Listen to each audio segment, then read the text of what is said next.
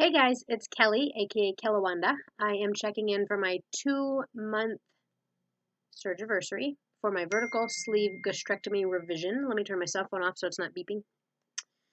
So I don't really know what to talk about, but I didn't want to go too long without making another video. I guess because I don't have anything to talk about, that just says to me that I know this is a big life change, but because this isn't my first time at the rodeo, I guess it's just like back to normal for me. Um, Everything just seems really normal. I'm not having any more of that esophagus pain, GERD, whatever it was. I really can eat any different kind of food I try. Like nothing gives me problems. Let me take that back. One day I ate a quesadilla that had extra grease, and I went to the bathroom in a lot of pain not long after. So probably I shouldn't eat.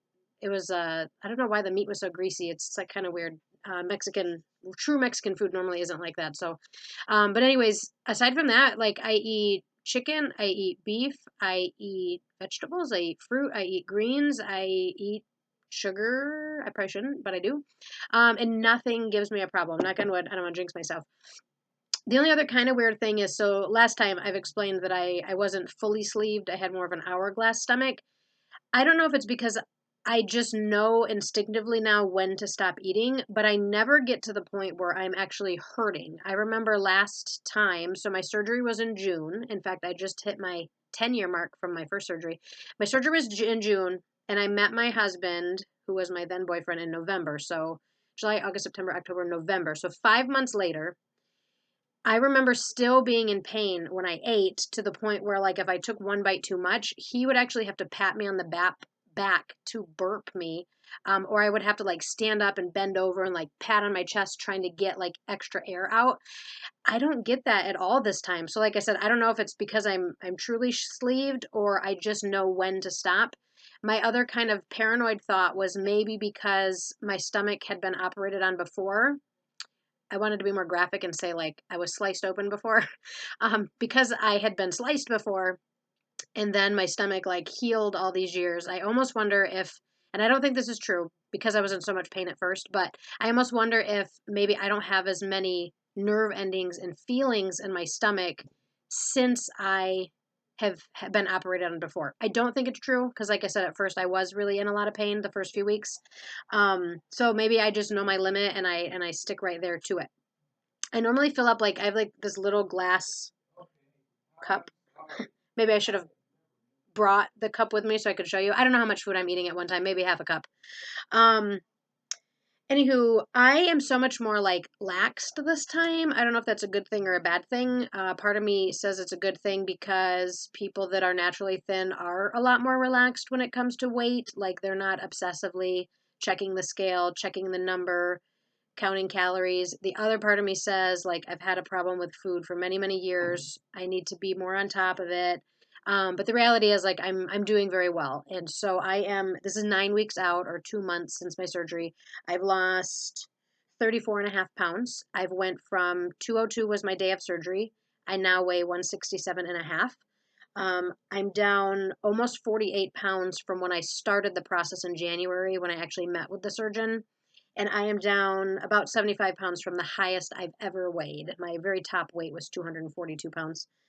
Um, one week I did actually gain. So, week 8, I gained a pound and a half. And so my paranoid thinking kicked in like, oh, this is the end. You're not going to lose any more weight. You are messing it up. You ruined your sleeve, which is ridiculous. Um, and so the sooner that I can recognize that as just some like negative thinking and turn it around. I will admit though, because I have been eating kind of just smaller portions of whatever. The first time around, I ate super healthy, like whole foods, organic, like I cooked everything. This time around, I just try to make healthy choices. As an example, I do randomly stop at Wendy's or Tropical Smoothie Cafe. I don't think I've had any from McDonald's, but I'll get like a salad. So obviously I know it's more healthy if I make it at my home. Um, but in the past I would have never done that. Like I did not eat any fast food whatsoever. So like I said, I'm a little bit more laxed this time. I was also eating more desserty type stuff than I should. My husband, if you're watching, please stop bringing stuff into the house. We have like 3 different kinds of ice cream in the freezer, which is ridiculous for somebody that just went through an operation and trying to lose weight. To be honest, I'm pretty good with it, but if I compare myself to the first time around, like I would have never touched that kind of stuff. So once I gained a pound and a half, I know it's probably normal, but I was like, all right, let me cut that stuff out. I'm not going to do that. I didn't risk my life by having an operation so I could just be eating ice cream 2 months later. Um, Granted, it was like a bite or two of ice cream, nothing huge. It's like I'm making excuses for myself right now in my behavior. So the next week I dropped 4 pounds. And I went down to 167.5. I am only about 20 pounds away from where I stopped losing weight last time. So it'll be interesting to see. The other interesting thing is I was kind of seeing like how much weight loss is normal. And I do remember back when I did this before, they kind of said it'll average out to about 10 pounds a month. But when I look at these charts that show like your starting weight, where you should be at 3 months, where you should be at 6 months, where you should be at a year, I'm already past what they recommend at the 6 month mark. So I would say that my weight loss is going pretty well.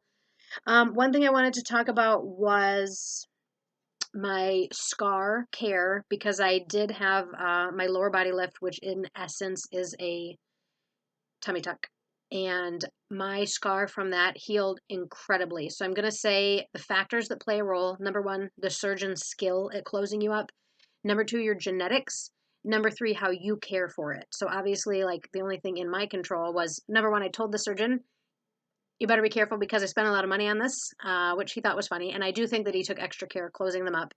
Um, for the most part, my scars generally heal nicely. And then lastly, I'm using bio oil, which is pretty cheap. You can buy it for like $10 at Target or Meijer. And then, do you guys have Meijer? I don't know if that's a Michigan thing. Um, and then sometimes I mix the oil with, I forget the brand, but I think it's called Palmer's. It's the stuff that people use when they're pregnant. But I put that stuff on at least twice a day. Sometimes I still wear my binder because some of the scars are starting to keloid, which means they're starting to like raise up. So sometimes I wear my binder, and when I take it off at the end of the day, they are perfectly flat. And I remembered what I used to do with my arm scars, and I'll show you these. This is where I had the skin removed from my arm. You can see they're very flat, super flat. I used to put paper tape on them. So I actually had my husband grab me some paper tape and I just started taping them yesterday. I removed it for my video today so I could show you guys. It hurt really bad when I ripped it off. Oh my God. So next time I put it on, I'm leaving it on for like a week and not touching it. But let me show you those scars real quick. So we've got 1, 2, 3, 4, 5. This one's flat.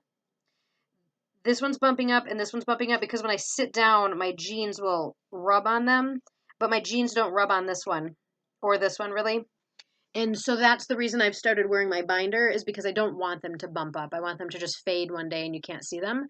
Not to be conceited, but like I said, I did spend a lot of money. In fact, I think I'm still have like 2 payments left to pay for all the skin removal that I had done.